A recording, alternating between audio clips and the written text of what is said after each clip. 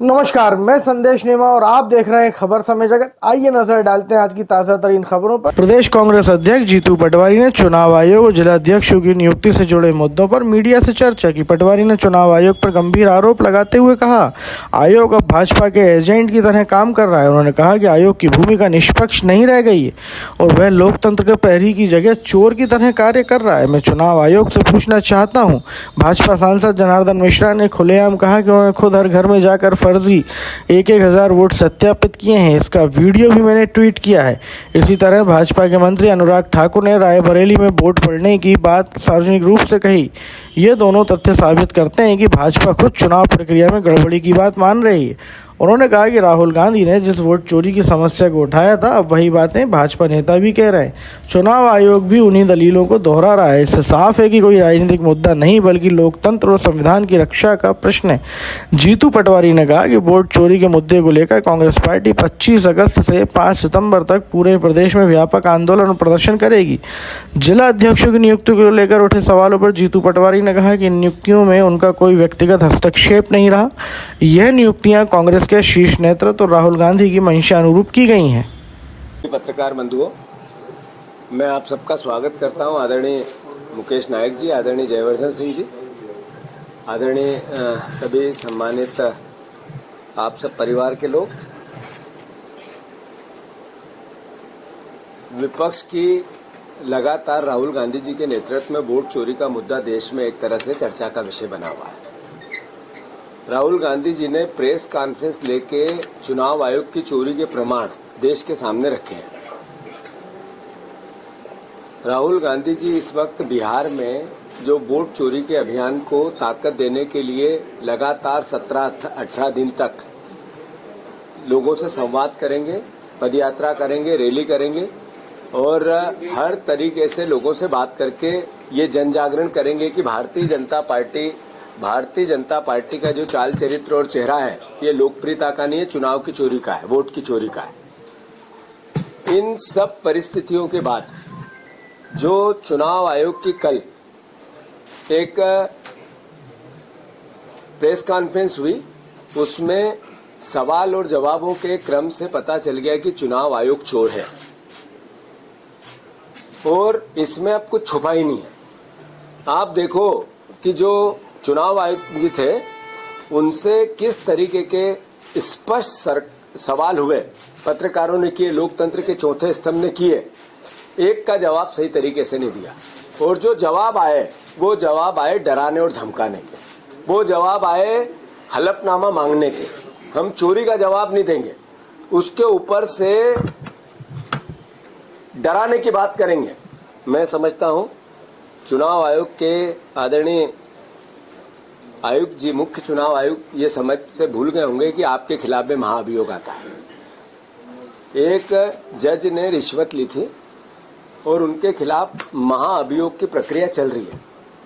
ऐसे ही अगर चुनाव आयोग की चोरी लोकतंत्र के जो मूल भावना होती है, जो मूल संवेदनाएं होती है, अपने वोट के अधिकार, ये विश्वास का विषय है। वोट क्या है, लोकतंत्र क्या है, चुनाव क्या है, ये एक तरह से विश्वास है, भरोसा है।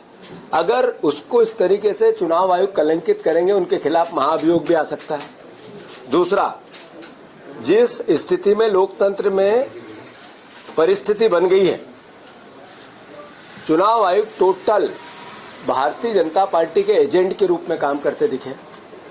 इसको मैं दृढ़ता से कहना चाहता हूं।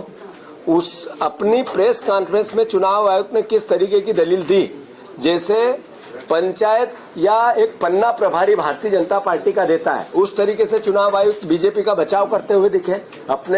अपने दायित्व का निर्वाह देश के सामने रखना था, राजनीतिक दलों के सामने रखना था, राजनीतिक कार्यकर्ताओं को पता चलना था, देश की मीडिया को पता चलना था, वो नहीं किया। जैसे बीजेपी बात करती है पन्ना प्रभारियों की, जैसे उनके प्रवक्ता बात करते हैं, उस तरीके से चुनाव आयुक्त ने अपनी बातें कही जो देश को शर्मसार करती है, जो लोकतंत्र के लिए खतरा बन गई है।